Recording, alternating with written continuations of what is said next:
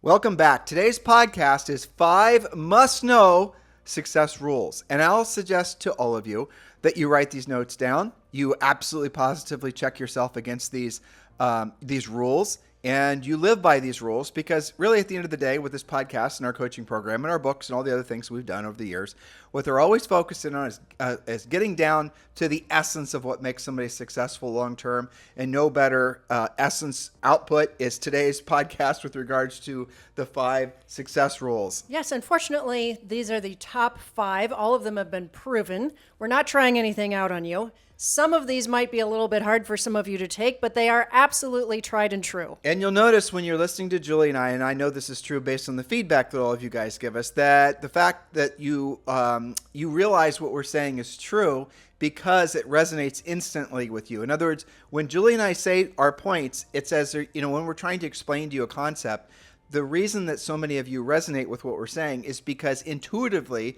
almost like you already knew what we were going to say. And sometimes, even if you're a new listener, you actually know what we're going to say when we're going to say it. It's because we are speaking to your inner self that already knows the truth. And our real job, and I believe this is true, by the way, our real focus is reminding you, or I think maybe in some cases igniting within you, your own self-discovery of, really what it's going to take for you to be long-term successful. And it's very easy to lose contact and really maybe even not even have any trust with that inner self, the inner, I call it your intuition, that tells you what is true and what isn't true, because there's so many things out there that are giving you conflicting information. So when you listen to the podcast and you all of a sudden feel totally in alignment with what we're saying, it's because you already innately knew what we were saying is true. So look for those little epiphanies. Look for those little moments of truth, if you want to call it that, because that is a clear indication that you're on the right path. Yes, thank you for reminding them of that, and I completely agree with you on that point. Point number 1 is proactive lead generation. That is your number 1 job.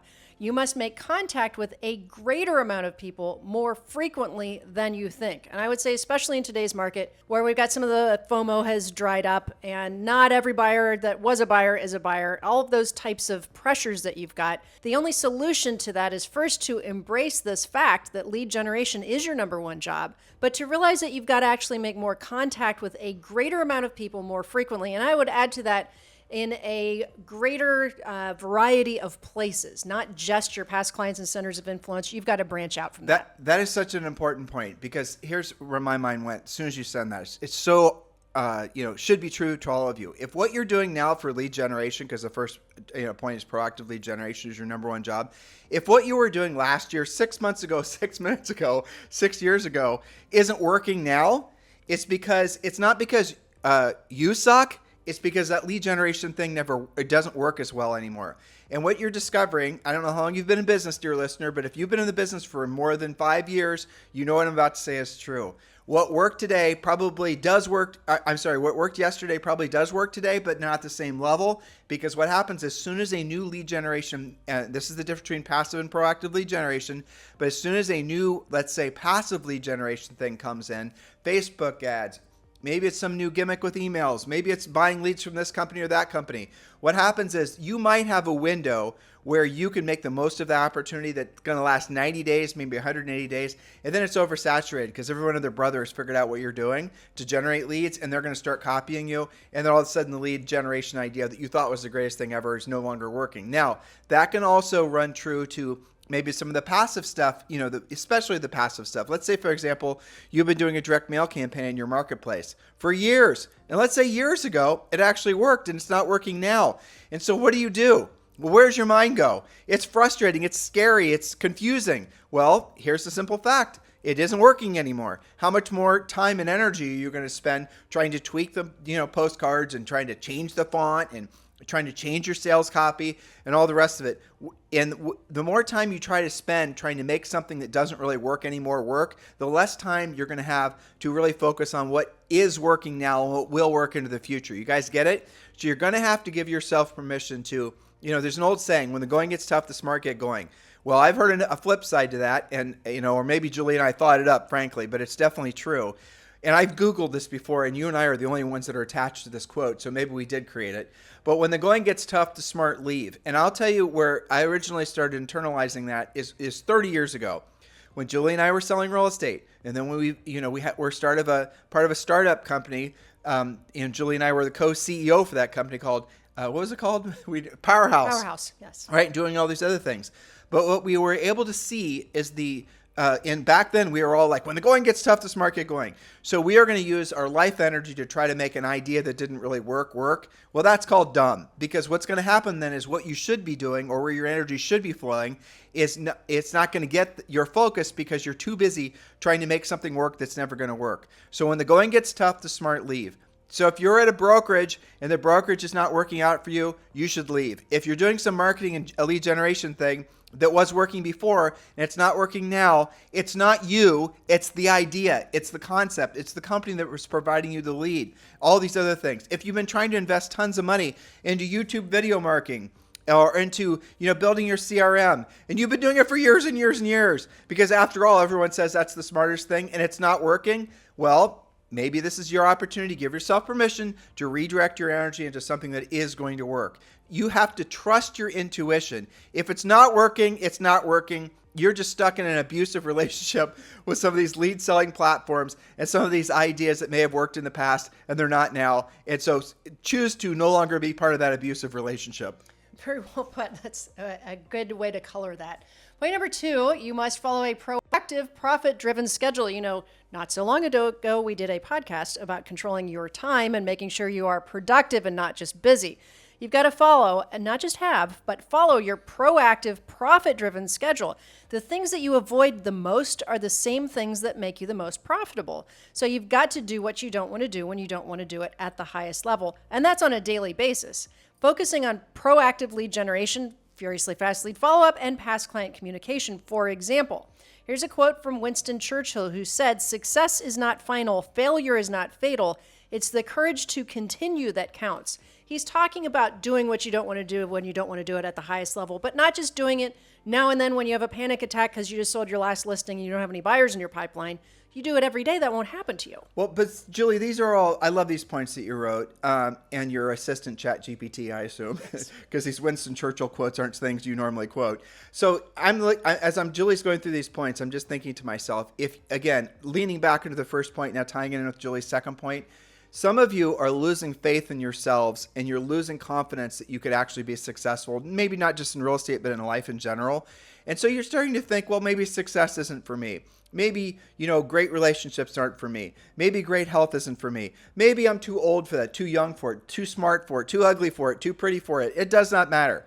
You got to realize that you are probably on the wrong path with some of the decisions you're making, and you just need to really stop and ask yourself, how do I know this particular, marketing gimmick, just to make it practical, is actually working? How do I know this branding is actually working? Well, you want it to work. It makes you feel good thinking that it's going to work, but what you've probably done is made decisions that weren't based on actual practical, tactical results. In other words, how much money did you make from that particular activity? How many people have you helped from that particular activity? And what you're going to learn very quickly is you're going to start making decisions that are based on real results, not just based on manipulative, emotional ploys that a lot of these companies that have been selling you guys stuff have essentially, been leaning into.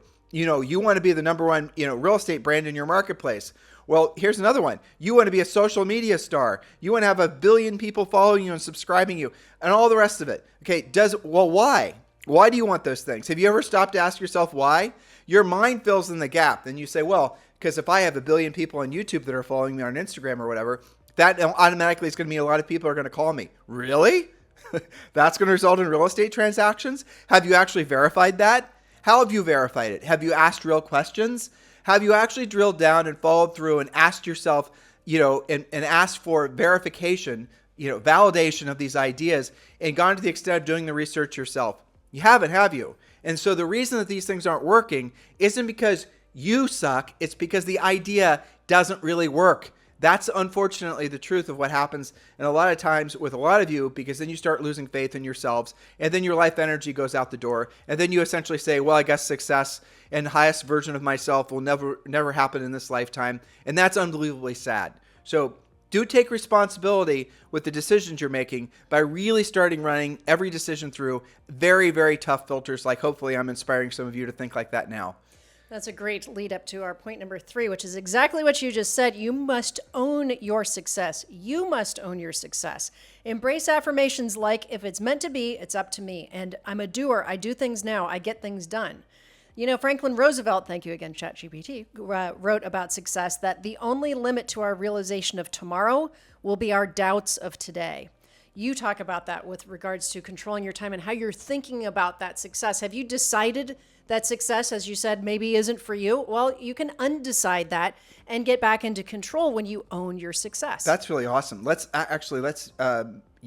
that into something we talk about on the podcast, right? So the only limit to our realization of tomorrow will be our doubts of today. So that's great, Julie. Thank you for finding that quote. So here's an interesting thought with that.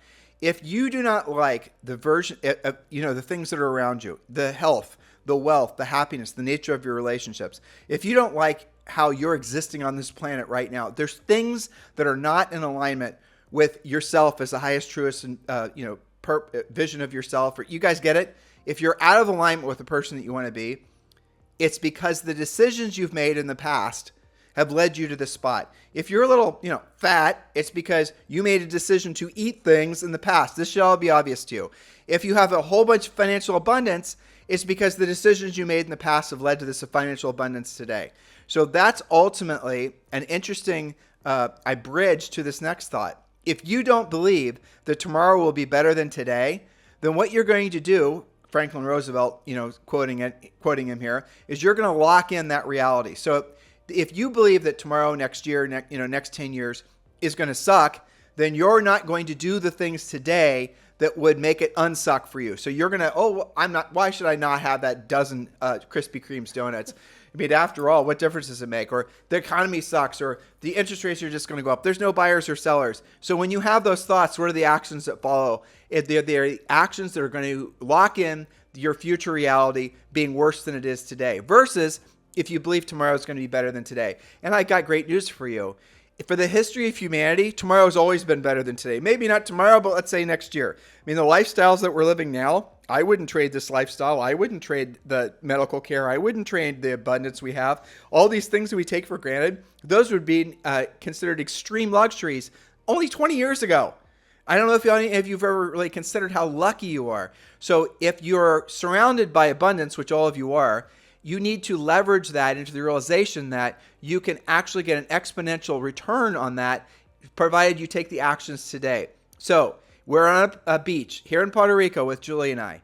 It's 12 months from now. And I ask you, and some of you will be on the beach here in Puerto Rico with Julie and I 12 months from now. And I'm going to ask you, Bob, what are the 3 things that you've accomplished in your past 12 months that you're the most proud of? You need to definitively say, I lost 20 pounds. I saved X amount of dollars, whatever those things are. You need to define what those things are that you want to be the most proud of in 12 months so you can put a plan in place today to make those things happen. I want you to think about that, because if you don't like your present reality, it's because 12 months ago, give or take, you were not making decisions, or you were making decisions that led to your current reality. So I ask you, dear listener, what are those 3 to 5 things you want to be most proud of having accomplished 12 months from now? And what are then, if you can use our real estate treasure map, then you need to break those goals down into, essentially action plans so you can actually lock in the fact that you're going to get those things accomplished. And that's what Premier Coaching is all about. That's a big element of Premier Coaching, is helping you to move forward with authority into the future version of yourself that you're off the charts happy with. And again, joining Premier Coaching is free. You can just go to premiercoaching.com, or the link to join Premier Coaching is down below in today's show description. Oh, I should mention, we are not able to put all of our show notes in the show descriptions anymore like we have been for years, because the platforms are giving us less and less space. So we want to still give you all of our notes and all of our content. The notes we're using today, even more, are going to be available in our new newsletter, which all of you can subscribe to for free. Just go to harrisrealestatedaily.com, harrisrealestatedaily.com, or click the link below and just go to harrisrealestatedaily.com. Sign up for the newsletter. All of our notes are going to be there. A lot of additional content that we're going to be creating just for the newsletter and exclusive to the newsletter. One of the things that I've been working on for the last 2 months are a whole bunch of interviews. So starting in the next couple months, on the newsletter only, we're going to start having these hour-long, sometimes 90-minute long interviews I've been doing with some, frankly, the movers and shakers in the real estate industry, some of which are famous. Frederick Eklund's going to be on there. A lot of the CEOs of a lot of the real estate brands are going to be on there. And my favorite interviews, frankly, are the normal folks that are being successful selling real estate in this market. Those are, frankly, the interviews I enjoy the most. But all those interviews are going to be available exclusively to our free newsletter subscribers. Yes, I look forward to those interviews as well. And I would agree with you. They are all very interesting and fascinating in their own rights. But I think that a lot of our listeners really resonate with somebody. They say, you know what, that sounds just like me. That person, I didn't see that person on HGTV. Or maybe you did. Maybe that's one of your favorites. So don't miss those. Next important point, lead with listings. There's an old saying that says you must list to last. And that is very true. Taking new listings regularly is crucial for your real estate success. Know your magic number. We talk about that in the treasure map. We talk about that in coaching, and never drop below it. Your magic number is the number of active listings that you must have at all times in your own inventory to meet or exceed your monthly goals. And how do you figure out what your magic number is? It's through the treasure map. You can also find out in Premier Coaching. So here's another quote. And the treasure map is available if they go to premiercoaching.com. That's one of the first things we want you to download. It's in the first level. It's your fill-in-the-blank business and life plan. Exactly. So Albert Schweitzer said, success is not the key to happiness. Happiness is the key to success. If you love what you're doing, you will be successful. Now, that does not mean you have to love negotiating home inspections or even love competing. Your job is to love the results you get by helping people, because that's what leads you to accomplishing your goals. Would you agree with that? I would. And so ultimately, if you want to, it's the whole passion thing, right? Follow your passion. Yes. Saying to your children and to yourself that you have to be passionate about something in order for you to be successful at it, I realize that's in the current zeitgeist and it's a big mindset thing. It's also an enormous lie, and also is derailing a lot of people's potential, because no matter how much passion you have for something, eventually it's going to get boring. It's going to, especially if you're having to do it for a living, you're going to eventually learn to hate it, or at least resent it. You're not going to, let's say, you have absolute passion for making pottery. I don't know, right? Whatever it is. But all of a sudden you got an order for 20 pots or 20 coffee cups. Well, it's going to be probably on about coffee cup number 15 where your thumbs start to hurt from the pottery wheel that you're going to start saying, you know what, this really sucks. I don't have passion for pottery anymore. So what you're going to do is you're going to scrap your pottery business, and now you're going to decide you're going to be a basket weaver. It's going to happen over and over and over again, because the reality of it is if you have to be passionate to be really successful at something, passion is a fleeting emotion, comes and goes, ebbs and flows. Be passionate, to Julie's point, for the results that come as a result of, you're being successful at something. You might not be. I was never passionate for selling real estate. Neither were you. Nope.